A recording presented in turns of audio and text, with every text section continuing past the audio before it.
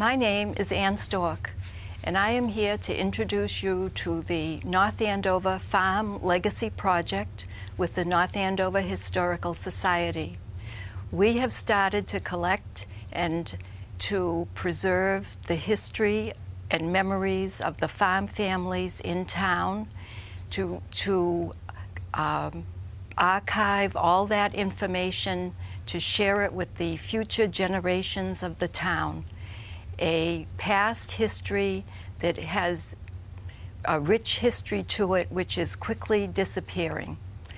I'm here today with Michael Smolak to talk to you and to share with you some of the information that we have about our project. I'm Mike Smolak, and one thing I can say about myself is that I have not lived here my whole life yet, which means I still have a few years to go. But one of the things that's so very, very important about this project is our farmland is disappearing at an absolutely rapid rate right now, and sadly so. And in North Andover, we don't have that many left. But what we do have is an incredibly rich history of agriculture in this town. And just to give you a little bit of teasers about it, we have the oldest continually run family farm in the whole country, in the whole United States of America, in North Andover right now, Barker Farm. We also have a history of witchcraft in North Andover, which is just incredible, the stories from that. And also, I recently found out that one of George Barker's relatives carried Captain Ben Farnham off of Bunker Hill, saving his life way back when, during the Battle of Bunker Hill. So it's agriculture, but agriculture is a combination of different things. It's not just growing things, it's family, it's bringing up people, it's a rich, rich history. The history of agriculture is a history of this country. Now, for myself, I came back here in 1974 and started taking over the family farm. And I'm not sure whether I took it over or whether it took me over, but in any case, here I am. And it's a difficult life. It's by virtue of the fact that you see so few of these farms left around here. That should tell you something. It's economics, it's local activity, and being involved with your family farms. And we are so indebted to those people who are here, who have helped us stay here. Because without our customers, without our client base, we wouldn't be here, none of us. Can you share with us an early memory that you have of your family farm, growing up there with your grandparents and parents? You know, it's funny. Growing up in my household was like growing up with the Waldens. There were 2 grandparents, 2 parents, 5 children, 1 bathroom, and that was it. And the thing that was interesting for us, at the end of the night, just like the Waltons, everyone would say goodnight to each other. But unlike in English, it was all said in Polish, because that's one side of my background. So when the lights went out, everybody would say goodnight to each other in Polish. And I thought, wow, it never occurred to me until a few years ago. But our story, the story of my family, is a story of so many families in this country who immigrated from Europe and other places, and who made their life here, who came here for a better life, and have survived and thrived here. And I think it's incredible. I'm very, very happy I'm here so far. My grandparents also immigrated from Europe, from England, and they had a history of both farming and working in the manufacturing textile industry. Mm-hmm. So when they came to settle in initially in Lawrence, mm-hmm. they were able to work in the mills until they could find a farm mm-hmm. to settle in a few years later. Mm-hmm. And so the Stork family all worked in farms, on the farm rather, and in the local mills. And that history is also interwoven into the town of North Andover. Well, so many of the people that came here came over for the work in the mills, and same with all four sets of my grandparents. They all came here because the streets were paved with gold, and they were going to get ahead, and all that kind of stuff. But it's kind of interesting to see where we've ended up. And also, I think that it was very common, as my grandparents did, that they had a couple of cows, a couple of horses, 20 or 30 chickens, and they grew all their own vegetables, and they had all their own food. They were actually totally self-sufficient for many years. And this was pretty typical of farms of that era and that generation. They really were self-sufficient, and our farm, for example, and this name may not mean much to people around here anymore, but the Glenny Dairy started on our farm, and I have a whole history of that goes way back when, and I have pictures and all kinds of information about that family and their coming to the United States. But the question is, this is the past with agriculture. Now we're looking at the present with agriculture. And if you look around, you do not see too many active farms around. And the reason for this is, as my friend Gordon Price in Boxford said, it's the economics. It is extraordinarily difficult to, in spite of all the crowds that we gather, it's extraordinarily difficult to make a living with agriculture at this point in time. And in a few years, 70% of the agricultural property in this country will change hands. The average age of a farmer is 65. There are 6 farmers who are over the age of 65 for each one that's under the age of 35. That's a pretty daunting number. And I was at a conference at MIT with the Deputy Secretary of Agriculture, and I said, don't you get it? I said, it's the economics and how are we going to survive? And she got the point. She got the point. So the present farms in North Andover are very few that are working. Right. And the ones that are still in town have diversified into doing some CPA farming and trying to introduce people into that and growing their own food. There seems to be a growing interest in that, knowing where your food comes from and what you're putting into the soil. Sure. And how it affects your food, the taste, and your health. And how fresh it is. Yes. How fresh it is, yeah. Long gone are the days where you could grow monocrops of corn or just a few other crops. Those days have far gone away. And now we have got to be very diversified. I mean, believe me, my life would be a heck of a lot more simple if all I had to do was think about just a few crops, but it's not. I mean, I've got festivals, I've got animals, I've got pick your own, I've got CSAs, I've got ice cream, I've got a bakery, all these sorts of things. And it's a lot to handle. It's a lot to handle. How do you see the future of a farm in North Andover, being able to maintain a farm life and to live on the land? Well, one of the things about our farm is back in 1983, we encumbered our farm with a state's program called the APR, Agricultural Preservation Restriction Act. And what that does is the state buys your development rights and you retain all the rest of the rights. You can sell it, you can gift it, you can leave it to your heirs, all that kind of stuff. And that was their first step in trying to kind of help farms survive. Now, great program, great thought. The problem is that they're finding that some of these farms that are APR farms aren't making it financially. So they came up with some other plans to kind of help you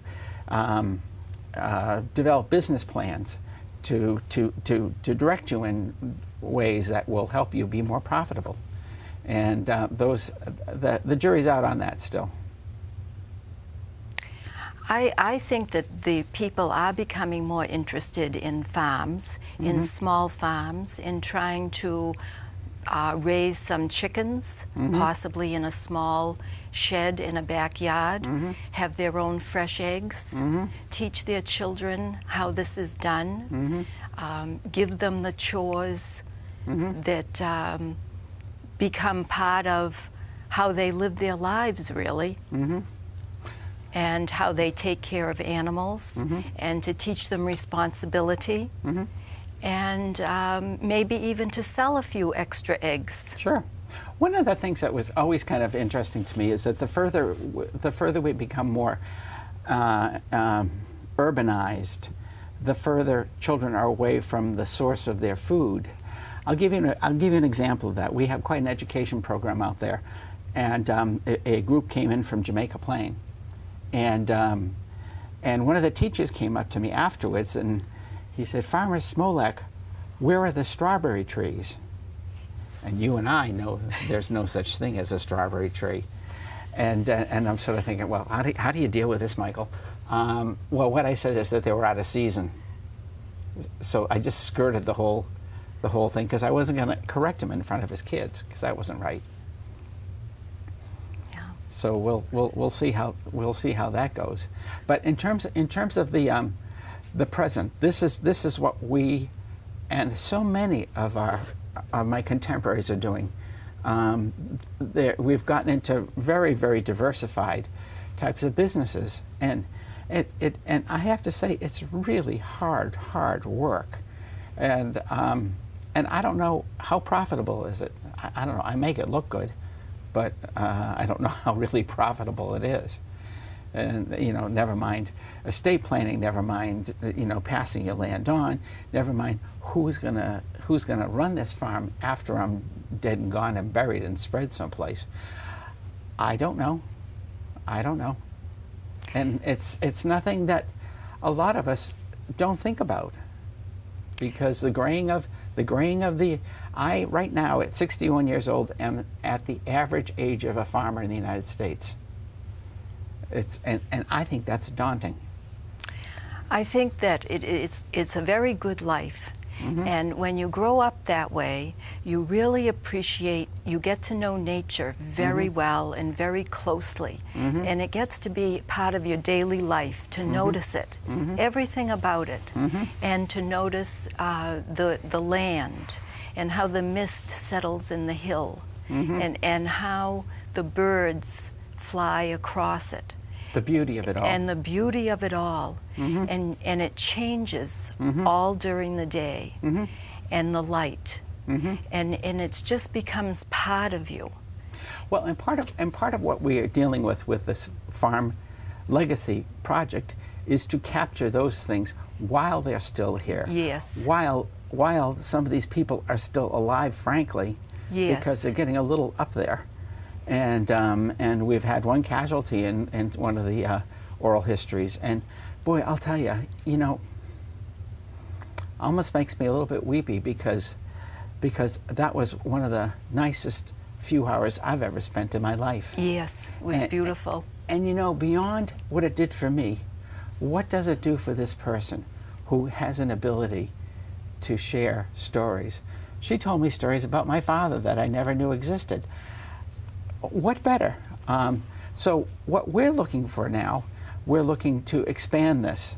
We're looking to gather as much information from farm families, non-farm families, photos, papers, anything and everything that has to do with agriculture. Of course, we still have a little mileage to go to figure out exactly what we're going to do with all this stuff, but there's nothing like it anywhere around here in the country.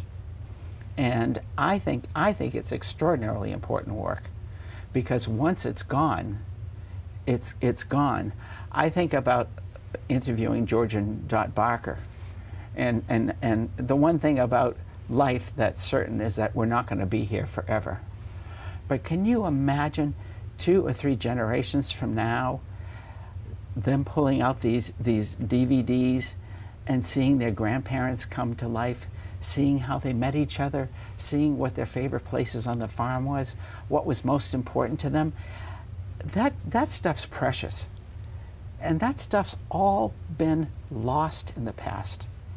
This time it won't be lost. It won't be lost, and it reconnects all of us, because years ago we were all so busy working on the farm and trying to make it work and make ends meet that we never really had time to interact with each other very often. No. And now we find that we did each know each other, know our parents, knew other parents, and it's very precious for our generation to hear those stories as well. Sure, sure. Well, suffice it to say that all the farm families around here knew each other. And I would also say, by and large, they all had tremendous respect for each other. I mean, I have memories of cutting logs and bringing them down to Farnham sawmill to build our buildings. I have memories of delivering produce to the Burke's fruit and vegetable stand on where there's a real estate office now, up and down Common Street back when, where the Yamines, who owned Butcher Boy, were back there, or Giuffridas, who owned Hilltop Steakhouse, or my part of North Andover was very close to the Boxford end of things, and I'm just very, very lucky that I have those memories. Yes, yes, I feel the same way. I feel that the memories are really stored. I've never had a lot of time or much chance to really bring them to the surface before and collect them and put them in an organized fashion and speak to other people about it. And now that we're doing that and we've started this project, it's become very important to involve everyone that has any information that they want to share with us, any newspaper articles that they've saved over the years, any photographs, any knowledge at all of the farms and the families. We would love to talk to people at the Historical Society, and to please contact us anytime. We'd be happy to get back to you and talk to you. And also, too, along with that is identification of these different pieces of material. Who is in this picture? Are they related? Those sorts of things. Yes, yes, we have to label everything. So, coming to conclusion about this, I think it's vitally important that people get in touch with Historical Society. I'm sure that their website is on the bottom of this production that we're doing right now, and have them get in touch, find out where they can do things with, what they can do with these photos. Yes, we will. As we have started this project and we continue with it, we're more and more excited about meeting people and collecting their information. It's become very exciting for all of us involved. And rewarding. Yes. Well, I think I'd like to thank NACAM for having us here to give us the opportunity to be able to spread the word about what we're doing, and hopefully some of this stuff will start coming back. Yes, we look forward to hearing from everyone that has any information to share with us.